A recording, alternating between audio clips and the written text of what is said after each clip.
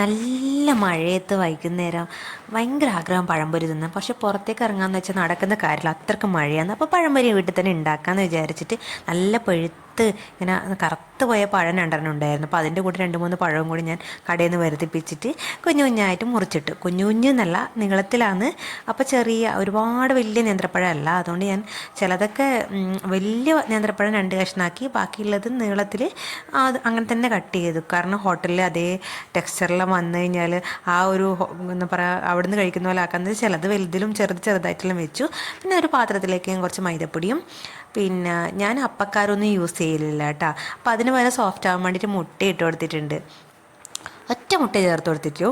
അപ്പോൾ അതിലേക്ക് ഉപ്പും, ആവശ്യത്തിന് വേണ്ട ഉപ്പും, പിന്നെ പഞ്ചസാര. കാരണം എന്ന് വെച്ച് കഴിഞ്ഞാൽ, പിന്നെ ഇത് മഞ്ഞപ്പൊടിയാണ്. പഞ്ചസാര എന്ന് വെച്ച് കഴിഞ്ഞാൽ ചില പഴം ഒരുപാട് പഴുത്തതല്ല. അപ്പോൾ പഴംപൊരി എന്ന് പറഞ്ഞാൽ എപ്പോഴും നല്ല പഴുത്ത പഴം കൊണ്ടാക്കുന്നതാണ് എനിക്കിഷ്ടം. അപ്പോൾ അതുകൊണ്ട് ഞാൻ ബാറ്ററിന് കുറച്ച് മധുരം ഉണ്ടാവട്ടെ വെച്ച് പഞ്ചസാര ഒരു 3-4 സ്പൂൺ ഇട്ടിട്ടുണ്ട്. പിന്നെ വെള്ളം ഒഴിച്ചിട്ട് നല്ല ബാറ്റർ റെഡിയാക്കി എടുത്തു കേട്ടോ. ഒരുപാട് ലൂസും അല്ല, ഒരുപാട് കട്ടിയും അല്ല, ഒരു മീഡിയം സൈസിലാക്കിയിട്ട് ഒരു ചീനിച്ചട്ടി അടുപ്പത്ത് വെച്ച്, ഞാനിവിടെ വെളിച്ചെണ്ണയാണ് കേട്ടോ യൂസ് ചെയ്യുന്നത്. നാട്ടിലായതുകൊണ്ട് മാത്രമാണ് വെളിച്ചെണ്ണ യൂസ് ചെയ്യുന്നത്. അവിടെയാണെങ്കിൽ റിഫൈൻഡ് ഓയിൽ മാത്രമേ ആക്കൂ. അപ്പോൾ ഞാൻ ഈ ബാറ്ററിലേക്ക് ഈ പഴം ആദ്യം തന്നെ വലിയ വലിയ കഷ്ണങ്ങൾ ഇട്ട് കൊടുത്തത്. കാരണം ഇപ്പോഴാകുമ്പോൾ ഓയിൽ നിറയെ ഉണ്ടല്ലോ, ഒരുപാട് ഉണ്ട്. ഒരു 4 സെറ്റ് ആക്കാനുള്ള പഴം ഞാൻ മുറിച്ച് വെച്ചിട്ടുണ്ട്. അപ്പോൾ എണ്ണ ചൂടായി കഴിഞ്ഞപ്പോഴത്തേക്ക് വലിയ വലിയ കഷ്ണം പഴം ഈ ബാറ്ററിൽ മുക്കിയിട്ട് ഇട്ട് കൊടുത്തു. അപ്പോൾ നല്ല തിളച്ച് വരുന്ന കോരിച്ചൊരിയുന്ന മഴയാണ് കേട്ടോ പുറത്ത്. അപ്പോൾ നല്ല സ്മെല്ലല്ലേ വെളിച്ചെണ്ണയിൽ ഇങ്ങനെ പഴംപൊരി കിടന്നിട്ട് ഇങ്ങനെ ആവുന്നത്. അപ്പം ഇത് മൊത്തം ഇങ്ങനെ മുട്ടി ഇട്ടതുകൊണ്ട്, പിന്നെ എൻ്റെ ചീനിച്ചട്ടീൻ്റെ ആ ഷേപ്പും അങ്ങനെ ആയതുകൊണ്ട് മുട്ടിയിട്ടുണ്ട്. പക്ഷേ അതൊന്ന് സ്പൂൺ വെച്ചിട്ട് ആക്കുമ്പം തന്നെ വിടർന്ന് വിട്ട് വന്നോളും. അപ്പോൾ ഒരു സെറ്റ് ഞാൻ മറച്ചിട്ട് ഫ്രൈ ആക്കി എടുത്ത്, അപ്പോഴത്തേക്ക് ഇത് രണ്ടാമത്തെ സെറ്റ് ഇട്ട് അതും ഫ്രൈ ചെയ്തെടുത്തിട്ടുണ്ട്.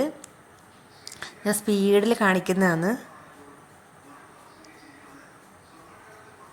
അപ്പോൾ ഇതാ അവസാനത്തെ ഒരു സെറ്റ് കൂടി എടുത്തിട്ടുണ്ടായിരുന്നു. അപ്പോൾ അതിൻ്റെ വീഡിയോ ക്യാമറ ഓഫായിപ്പോയി. ഇത് അവസാനത്തെ കുഞ്ഞു കഷ്ണം ഉള്ള പഴം കൂടി എടുത്ത് കഴിഞ്ഞപ്പോഴത്തേക്ക് നമ്മളെ പഴംപൊരി കണ്ട ഒരു കാസറോൾ നിറയെ പഴംപൊരി ഞാനിവിടെ റെഡിയാക്കിയിട്ടുണ്ട്. കണ്ട എങ്ങനെയുണ്ട് എൻ്റെ പഴംപൊരി?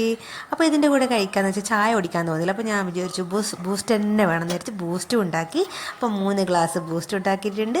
അപ്പോൾ ഇത്രയേ ഉള്ളൂ ഞങ്ങളുടെ വൈകുന്നേരത്തെ video.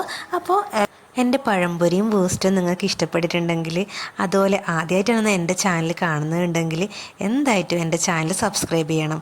Thank you for watching.